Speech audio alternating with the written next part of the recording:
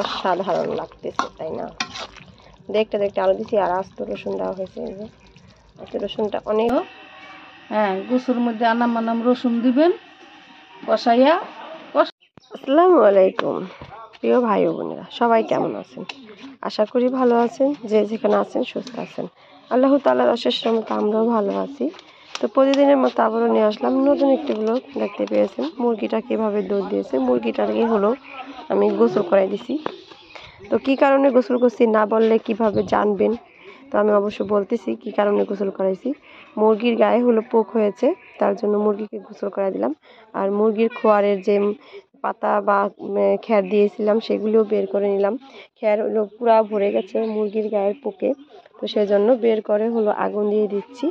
তো আগুন জ্বালাতে পারতেছি না, আমি এদিকে ময়লাগুলি ফেলতে যাচ্ছি আর কি বাইরে। আয়সা দেখি ছেলে আগুন ধরায় দিছে অবশেষে। তো আগুনটা জ্বলতেছে। তো আজকের ভিডিওতে কি আছে না আছে অবশ্যই দেখবেন। ছেলেকে বলতেছি এদিকে আসো, তো আয়সা ক্যামেরার সামনে দাঁড়ায়া হলো আগুনটা ধরাও। তো ছেলের বত্তা আর কি বলবো বলেন। তো ছেলে এদিকে আসছে, আয়সা আগুন সহজে আর কি জ্বলে না, কারণ হচ্ছে ভিজা খ্যার যদি চুলায় মানে খোয়ারের ভিতরে থাকে তাহলে তো ভিজাই থাকে, রোদে থাকলে আর কি শুকায় যেত। তো খ্যারগুলি পরিষ্কার করে হলো আবার নতুন করে খ্যার দিয়েছি, ঝেড়ে পুষে আগুন দিয়ে খোয়ারের ভিতরেও আগুন দিয়েছিলাম আর কি। আপনারা দেখতে পাবেন আগুন দিতেছি। তো এই যে আগুন দিতেছি আমি, দেওয়ার পরে হলো ঝাড়ু দিয়ে ভালো করে পরিষ্কার করে দিয়ে তারপর আবার খ্যার দিয়েছি। তারপর চালতা পাতা দিয়েছি। চালতা পাতা দিলে নাকি মুরগির গায়ের যে পোকগুলি হয় সেই পোকগুলি চালতা পাতার গায়ে যায়, তার জন্য দিয়েছি। এদিকে আগুনও জ্বলতেছে ধাউ ধাউ করে। দেখতেই থাকুন আজকের ভিডিওটি, আশা করি ভালো লাগবে। আর আমার ছেলে হলো টিপি ছেড়ে রাখছে, হয়তো টিপির শব্দটাও আমার এই শাশুড়ি মাকে রান্না করতে রান্নাঘরে পাঠাই দিছি। আর এদিকে হলো আমি খোয়ারটা পরিষ্কার করে নিছি। তারপর হলো শাশুড়ি মার কাছে গেলাম শাশুড়ি মা কি রান্না করতেছি তা দেখার জন্য। যে দেখি যে শাশুড়ি মা গরুর গোশ নিয়ে নিচ্ছে, গরুর গোশে যে হাতে মাখিয়ে রাখতেছে সব ধরনের ময় মশলা দিয়ে। তো সব ধরনের ময় মশলা দিয়ে গরুর গোশটা মাখালে কিন্তু বেশ মজা লাগে। মাখিয়ে কিছুক্ষণ সময় আগে রেখে দিলে। এদিকে আমি কিছু আলু কেটে নিয়েছি আলু দেওয়ার জন্য। ছেলে মেয়েরা হলো আলু ছাড়া খেতে পারে না, তার জন্য। আর ছেলে মেয়েরা দুই ছেলে মেয়ে আর কি কুকুর খেদাচ্ছে। কুকুর নিয়ে মানে কুকুর আসলে ওরা ভয়ও পায় আবার কান্নাও করে।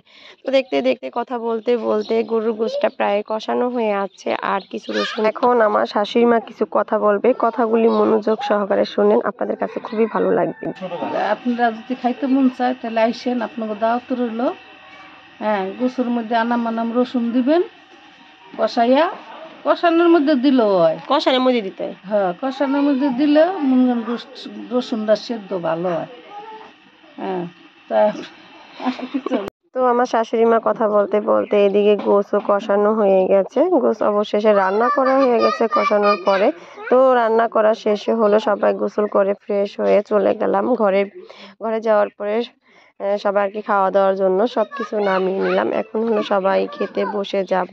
তো আজকের ভিডিও যদি ভালো লাগে অবশ্যই লাইক কমেন্ট শেয়ার করবেন আর আমার পাশেই থাকবেন, বেশি বেশি করে কমেন্ট করবেন। সবাই ভালো থাকবেন। আল্লাহ হাফেজ, আসসালামু আলাইকুম।